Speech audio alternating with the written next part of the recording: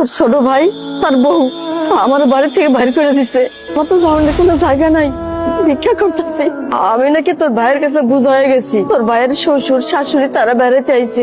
আমি থাকলে নাকি আগে থাকার জায়গার সমস্যা হয়ে যায়, লেগে আমার কইলো বাড়ি থেকে চলে যেতে। সবই বুঝলাম তোমার কথা, বাসায় গেল না কেন? তুমি তোমার বাসা চেনো? আমি চাই না আমার লেগে তোকে ফ্যামিলিতে আবার অশান্তি হোক, তোরা ভালো থাক, আমি এইটাই চাই। আমার নিয়ে কোনো চিন্তা করিস না বাজার। তোমার পাইছি আমি এতদিন পরে, এখন আমার বাসা চলো। বাসা যাবে মানে? আর বাসা যাবে কেন যাবে? তোমার মাকে কি এমনি এমনি বের করে দিছে তোমার ভাইয়ের বউ? নিশ্চয়ই কিছু করছে, আর নাহলে অকারণ তোকে বের করে দেয় না। আর তুমি কিভাবে মনে করলা যে একটা অকর্মা ঢেকিকে আমি আমার বাসায় নিয়ে উঠাবো? কোনোদিনও না। তোমার ছোট ভাইয়ের বউ যেহেতু রাখতে পারেনি, আমি কেন রাখবো? কখনোই না।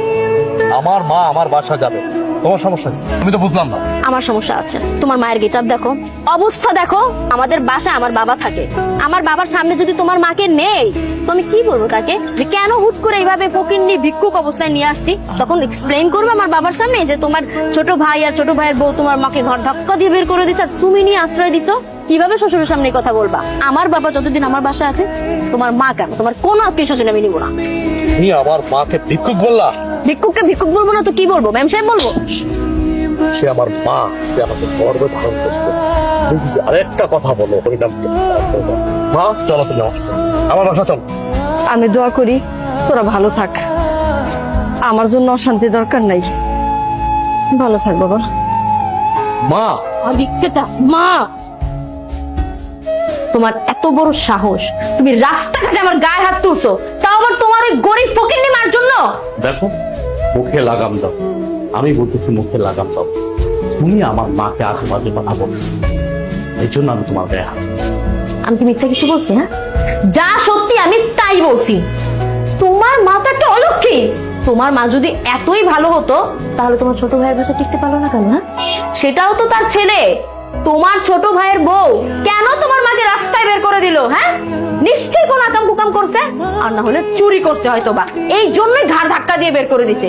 আর তুমি কিভাবে ভাবলা এরকম একটা চোরকে আমি আমার বাসায় নিয়ে আসবো? তাহলে আমি এক কাজ করি, তুমি আমার মাকে আজে বাজে কথা বলার আগে, তোমার বাপ তো আমাদের বাড়িতে থাকে তাই না? আমার কাছে থাকে, শ্বশুর বাড়ি থাকে। তোমার বাপ তো একটা নির্লজ্জ বেহায়া। এক কাজ করি, তোমার বাবাকে এই বাড়ি থেকে বের করো। তুমি কি বলছো সব? আমার বাবাকে বের করে দিবা মানে? কেন চুপ থাকবো? এখন লেগে গেছে না?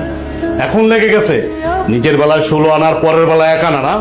শোনো, তুমি ভেবেছিও না আমি তোমাকে কখনো বলছি, এখনো বলি, এটা কিন্তু আমার কথা না। এই রাস্তাঘাটে যে মহিলাটা ভিক্ষা করতেছে, এটা কিন্তু আমার মা। আমি তার কারণে কিন্তু পৃথিবীতে আসছি। তুমি এত বড় বড় কথা বলতেছো। পারবে তুমি তোমার বাবাকে এই বাড়ি থেকে চলে যেতে? পাঠায় দিতে পারবে? তুমি যেমন পারবে না, ঠিক আমিও তেমন পারবো না। আমার মা রাস্তায় ভিক্ষা করতেছে, আমি এটা দেখবো? পৃথিবীর কোনো পুরুষ পোলা এটা দেখবে তাকায় তাকায়া? তার মাকে অবশ্যই বাসায় নিয়ে আসবে। তোমার মা তোমাকে জন্ম দিলেও আমার বাবা কিন্তু তোমার মায়ের থেকেও বড় দায়িত্ব পালন করেছে। হ্যাঁ, ওই ছোটবেলা থেকে সন্তানকে বড় করা এটা আহামরি কোনো বিষয় না, কিন্তু তোমাকে কিন্তু আমার বাবা চাকরি দিয়েছিল, যার কারণে তুমি এখন পর্যন্ত এই শহরে টিকে আছো। গ্রাম থেকে উঠে আসছিলা, ভুলে গেছো তুমি? আমার বাবাকে যদি তুমি এই বাড়ি থেকে বের করে দেওয়ার কথা বলো তাহলে ওটা হলো তোমার অকৃতজ্ঞতা, বুঝতে পারছো? তোমার মা কাজের মহিলা, আমার ভাই আসছে, তোমার মাকে তো জীবনও দেখে নেই। তোমার মার এই বেশভূষা দেখে আমার ভাই মনে করছে যে উনি এই বাড়ির কাজের মহিলা। এখন খুব ভালো লাগতেছে না শুনতে? তোমাকে আমি বারবার বলছিলাম যে তোমার মাকে এই বাড়িতে রাখার দরকার নেই। তোমার মা আনকালচার, একটা গাইয়া, সে কোনোদিনও এই সোসাইটিতে ভালোভাবে থাকতে পারবে না। কিন্তু তুমি আমার কোনো কথাই শোনোনি, তোমার মাকে এই বেশভূষাতে এখানে রেখে দিয়েছো।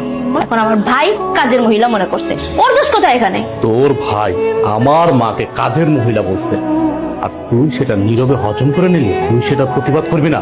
তুই বলবি না যে এটা আমার শাশুড়ি? তুমি কি করবো?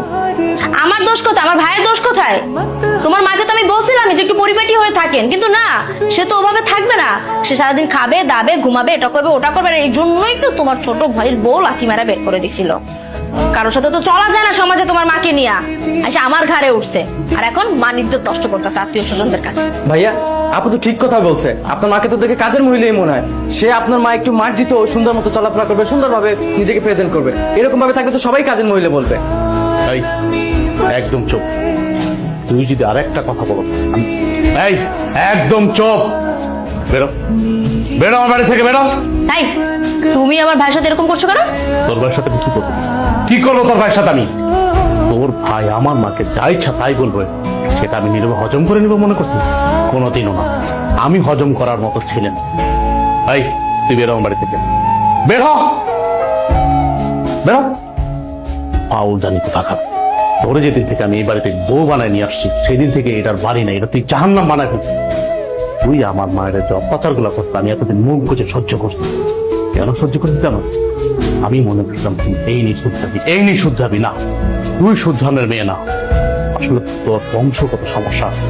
তুই সাংসারিক মেয়ে না, তুই সংসার করে খেতে পারবি না। তো আমি তোর এই ফ্যামিলিতে, আমার এই বাসায় আমি আর এক মুহূর্তে দেখতে পাচ্ছি না। তুই এখন এই মুহূর্তে আমার বাড়ি থেকে বেরোবি। আমি তোর ডিভোর্স লেটারটা পাঠাই দেবো। বের হ আমার বাড়ি থেকে, বের হ।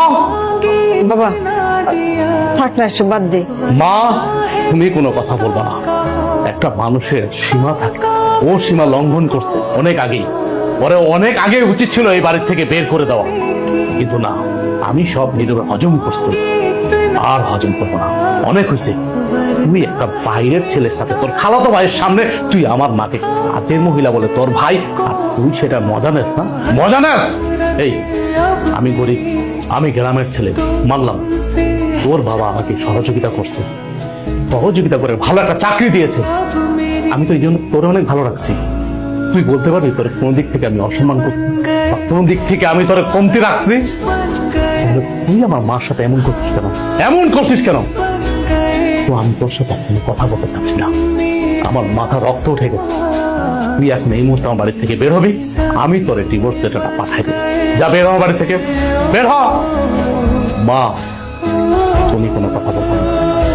আমি তো হচ্ছে একটা কুলাঙ্গার সন্তান। মারে দিনের পরে দিন অত্যাচার করছে, আমি নীরবে সহ্য করছি। কিচ্ছু বলিনি তোর, কিচ্ছু বলি নাই। কিচ্ছু না বলাতে তুই মাথায় উঠে গেছিস না? আর না, তোর সাথে আমি আর কোনো প্যাচেল পারবো না। বেরো, বেরো আমার বাড়ি থেকে।